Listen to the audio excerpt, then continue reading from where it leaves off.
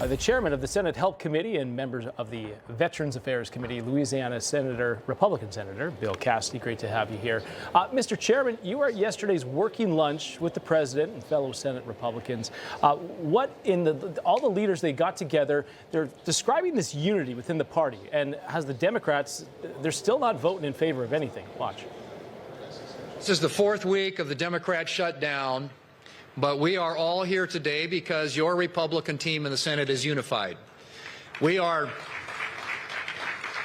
This is now the longest full shutdown in history, but everybody here has voted now 11 different times to open up the government, and we are going to keep voting to open up the government. So the Republicans, they are unified here. However, you're still going to need some Democrats to cross the lines to make this go through. Do you anticipate any Democrats potentially doing that, given how long this is dragging out? And it doesn't look good for the Democrats right now. It doesn't look good. At least 3 of them are. But this is effectively the Schumer shutdown. Chuck could tell his people, vote for it, and they would do it.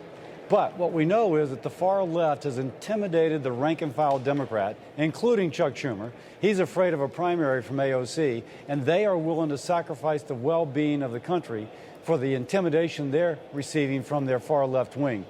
Chuck Schumer could end this today. And I guess I'm calling upon him to do that. Then we can begin to deal with the issues that theoretically they want to deal with.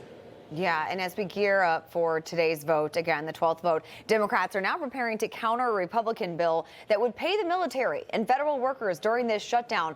What changes could they possibly want to make here? It seems like a no-brainer to keep paychecks flowing for America's heroes. What do you think? Absolutely. We know a lot of those folks serving in the military are like 20 to 30 years old, and they're married and have a child. Oftentimes, those families are very paycheck to paycheck. And they are the ones frontline defending our country, guided by a sense of mission. Don't exploit their sense of mission. Go ahead and pay them.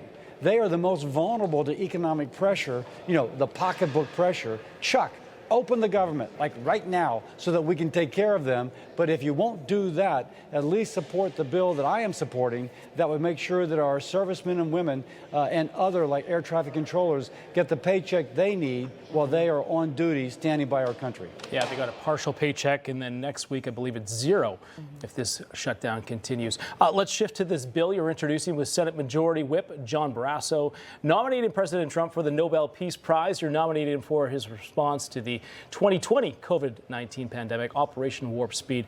Can you tell us why you decided to do this now during the shutdown? Yeah, well, it was just due, period. If there had been a world war in which millions of people were dying, shutting down government and kids being kept out of school, and somebody ended that world war, they would have said, oh my gosh, Nobel Prize. Like Winston Churchill got a Nobel Prize after World War II. So instead, why don't we say we had a biologic war taking place? And it was just as serious as a world war, with millions dying, with government and economy shut down, children out of school, with all the negative effects of that. It was said optimistically that it would take at least 18 months to have a vaccine ready. Some said 10 years. President Trump, guiding our government using tools Congress gave, was able to start putting shots in people's arms in 10 and 11 months. Immediately, economies began to reopen, governments reopened. Kids going back to school, not so much. The teachers' unions had something to do with that. But still, that was remarkable. If this was a hot war, Nobel Peace Prize, no doubt. This was a biologic war. In my mind, Nobel Peace Prize, no doubt. Senator, just about 10 seconds. Bottom line, 12th vote today. Do we reopen the government today, or does it extend another day? I think Chuck hunkers down some more. He's got to satisfy his political base. He's still not sure that he's done so. We need to end the Schumer shutdown. Information. Truth. Is freedom. Is Newsmax.